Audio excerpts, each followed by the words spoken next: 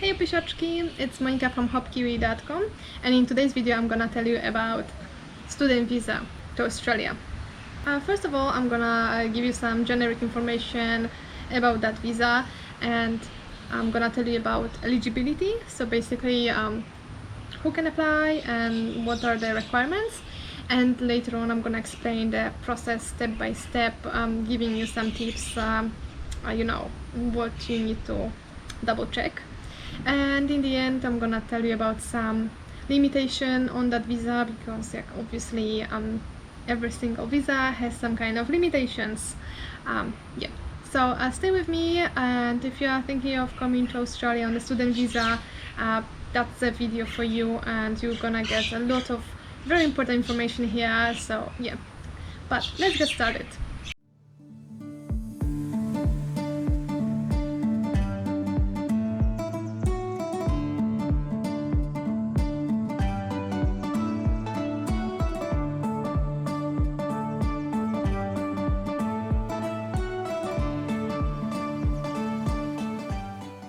First of all, there's some kind of misconception about the student visa. Some people think that you can come here on student visa just for studying higher education, which is like bachelor or master or PhD degree, and that's not entirely true. You can basically come here and study anything, even surfing or cooking or even English language.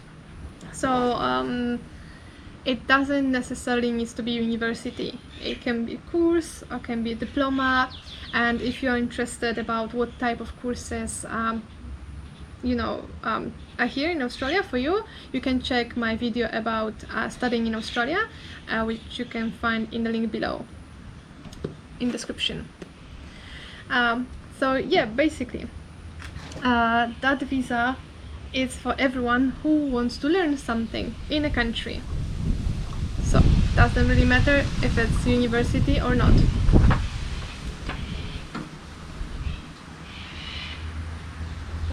Super windy today.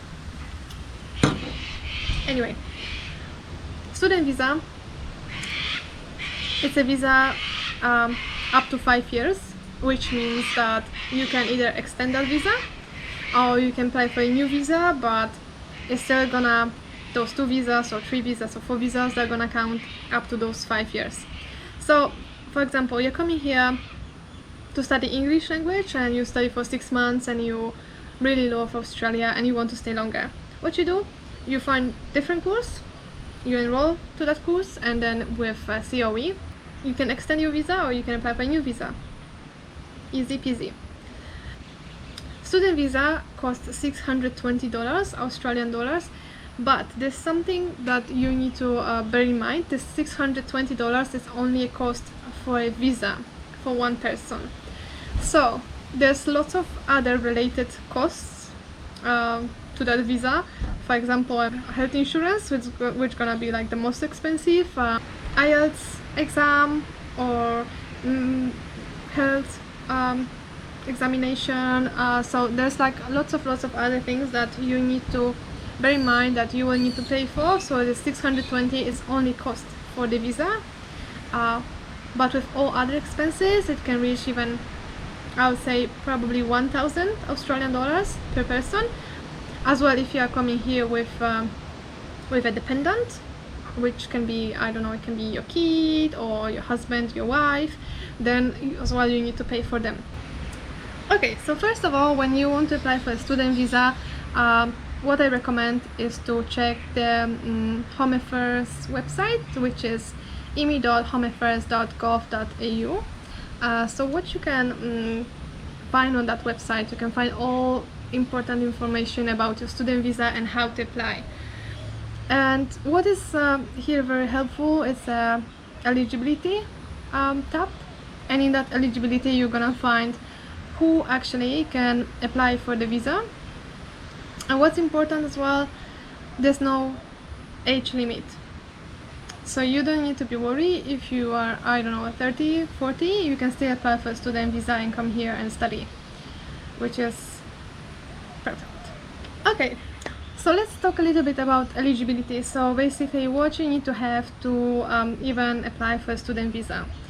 I'm gonna give you first the dot points, and then I'm gonna explain step by step what it means.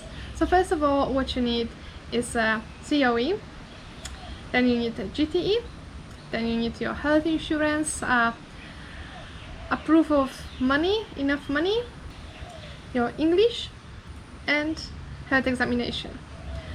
And obviously the main generic information about yourself, so identity documentation. Okay, so let's start. Okay, COE, confirmation of enrollment.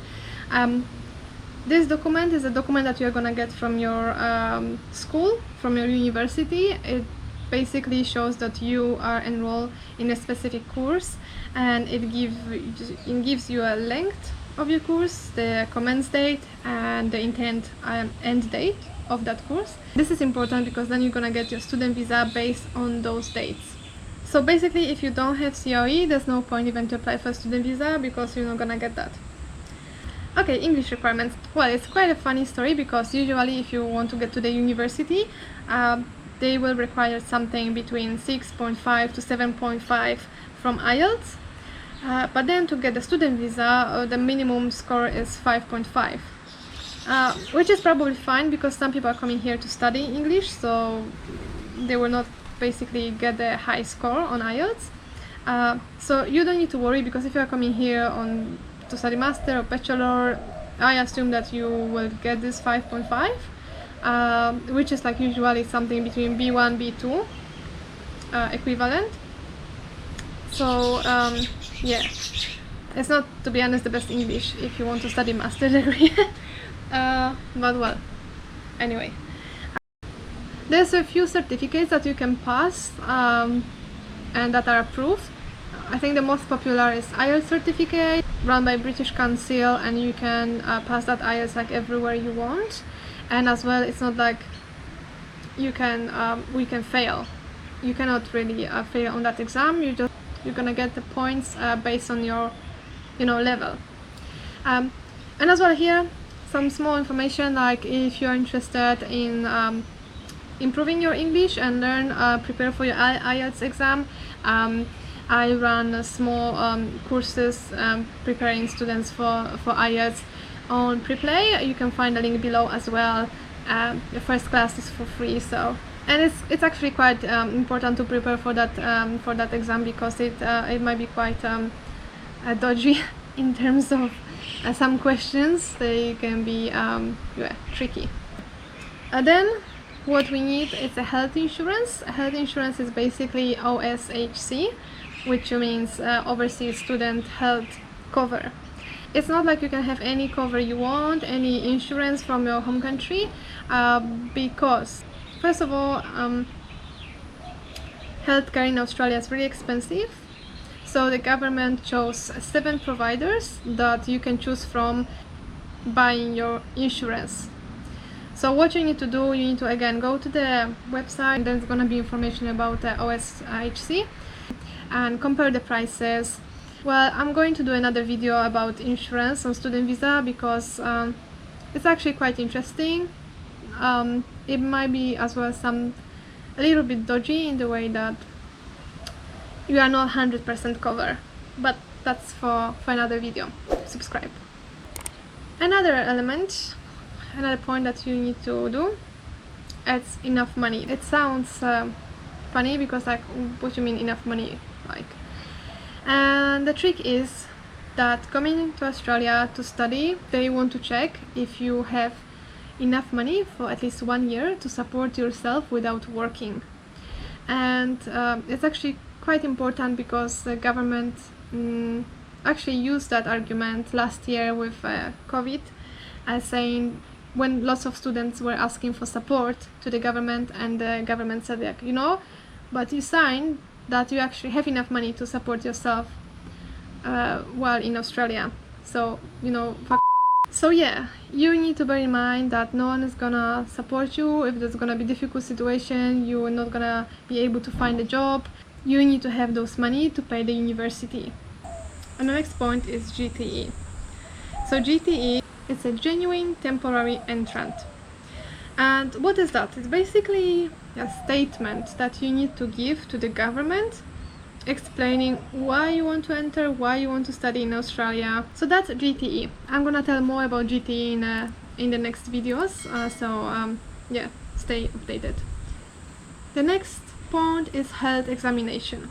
So some countries are required to do health examination before even applying, so you need to have already all documents gathered and then you do application and then submit. But to be honest, there is not so many countries like that, and most of the time they're gonna ask to do health examination during their application. So if you are not sure if your country is on the list and if you need to do it, you can go again to the student visa, and then it's gonna be a document checklist tool. And this is really great because you can find all the documents that are required for your country.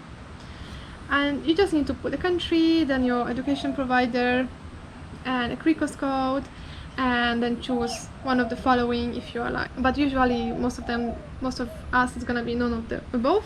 And then you're gonna get a list of documents and information about your health checks. But like I said, if it doesn't state that you need to do the health check before applying, don't do it. Usually when you are doing your application, you submit all the documents. If the immigration officer thinks that you need to do that health examination because you are from the country of the high risk, they will send you a notification asking to do the health examination. Why don't do it before? First of all, it's expensive. Second of all, there's usually only few doctors in a country that run that kind of checks and are approved by the Australian government. So it's not like you can go to whatever doctor that is, behind the corner. In my country, for example, there's 4 doctors, only four doctors that are doing this kind of health examination.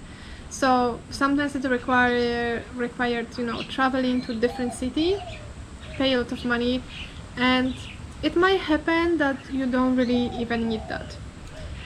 So just, be patient, don't panic, do your application, submit your application. If they want you to do it, they will send you a notification and then you go to the doctor. That's it. And then, when you kind of gather all those documents, what you need to do, you can go to the next step by step, and that's gonna help you to check if you have everything ready and if you can apply. About the identity documents, if you are a woman and you change your name because you got married, you need to show that as well. So you need to show them a marriage certificate most often. And why is that? Because maybe you've been here before on a student visa with your previous name, so they need to check it. As well, if you are coming here with your dependent, like with your husband or wife, the best option is as well to provide a marriage certificate. It's actually obligatory. You can come here with your de facto partner, but then it requires a little bit more documents to show that you are really in de facto relationship. Another important thing is that all the documents, they must be translated into English, and they must be translated by a certified translator. So it's not like you think that you know English enough so you can translate it, or your friend who is studying English will translate it for you. It has to be translated by the proper translator that's gonna give you a stamp stating that he is a translator, giving his name, phone number, address, etc. So that's important, and all documents might be scanned, or you can take a photograph of those documents, but they must be in color, in a good quality, and then you upload them to the system. So okay, now when you have all those documents ready and you think that you can start your application, what to do? So application for the student visa is entirely online, which is great because you don't need to go anywhere, you don't need to travel to the embassy like it sometimes happens with the work and holiday visa. With student visa, it's everything online. So what you need to do, again, you are on the student visa section in the immigration website, and you are in the tab step by step. And when you scroll down, you will see apply online. And what you need to do, you need to create your IMI account. And that IME account is gonna be your account for your whole stay, your whole life basically in Australia, because if you're coming here to migrate, you're gonna get all your visas, all your applications, everything is gonna be done through the IME account. So what you need to do, you go to that website, you open the IME website, and you need to create your account. And it's super easy, super straightforward. You need to basically, give your name, your passport number, all this very generic information. And when you are on the website, on the kind of main screen, you will see these three different options. So new application, import application, or submit application. So what you need to do, you click a new application, and then you have different options of visas that you can apply for. You choose student visa, and then you start your application.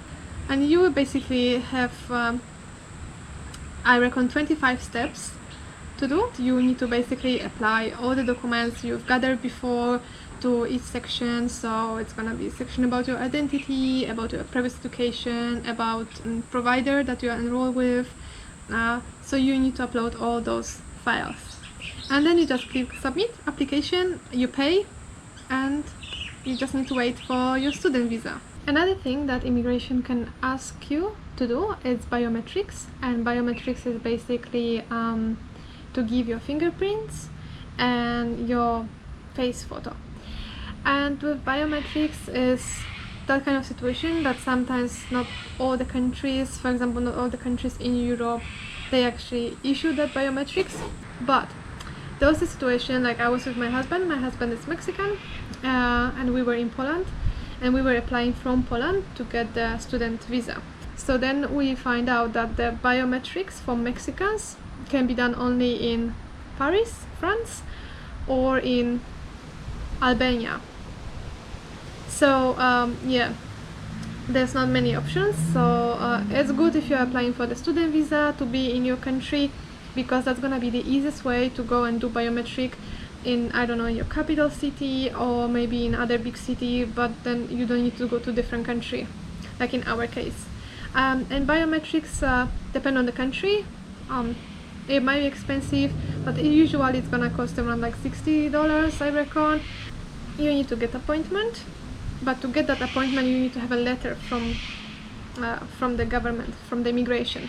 So like I said, you need to wait with that.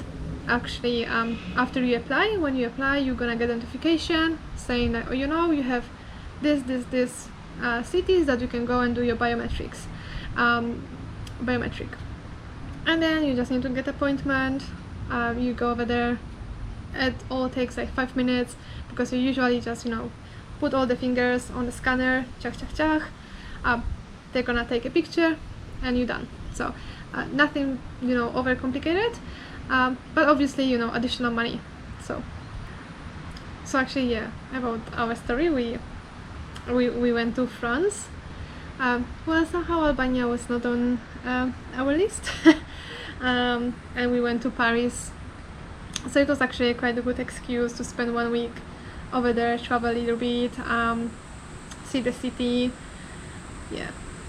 Okay, so let's go to the last part. We're gonna talk about limitations on that visa, because there's a few limitations. I'm not gonna go through all of them, because that's gonna be a different video, but I will tell you about the main one that's gonna appear on your student visa for sure. So first of all, it's work restrictions, which means that there's two types. First of all, it's work restrictions, which means that you can work only 40 hours fortnightly, which means that you can basically work 20 hours per week, which means that you can only work part-time or casual jobs. That limitation is really hard to find a legit job, because most of the companies, they want you for full-time, not just part-time from time to time. So yeah. Another limitation is that you are not allowed to work before your course commences. So let's say your course starts in January, but you come here in the beginning of December, so you still have 1 month before your course starts. but in that 1 month you are not allowed to work. So that's something that you need to remember, because lots of people are getting their student visa and they're so excited that, oh, I'm gonna come here in advance so I can, earn some money and already have some cash. But no, unfortunately you cannot do it. So yeah. Another limitation is that you need to maintain your health insurance, which means that basically you need to have the health insurance for the whole period of your studies. But there's as well a few tricks about that insurance. That's again, it's gonna be in the video about student insurance, health insurance, so stay updated. Okay, pisiaczki, I think that will be everything about the student visa. Lovely. And again, if you need some help before your IELTS exam or you want to improve your English, you can contact me on Preply and I'm really happy to help. Okay guys, thank you for watching. Like I mentioned before, there's gonna be more videos upcoming about living in Australia, pros and cons studying in Australia. So if you want to stay up to date, subscribe to my channel to get notification about new videos. And hope you have a lovely day and see you next time.